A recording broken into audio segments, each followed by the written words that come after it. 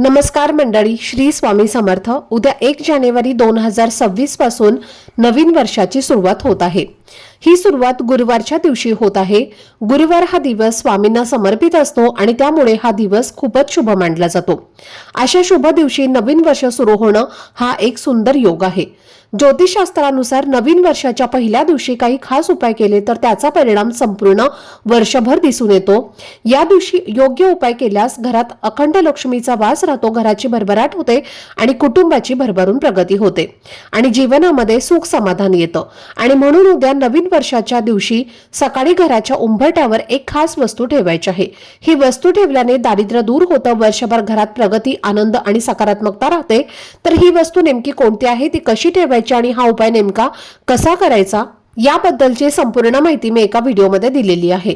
तो व्हिडिओ पाहण्यासाठी या व्हिडिओच्या खाली जो छोटासा त्रिकोण दिसत आहे त्यावर क्लिक करा, म्हणजे संपूर्ण माहिती तुमच्यापर्यंत पोहोचेल। धन्यवाद। श्री स्वामी समर्थ।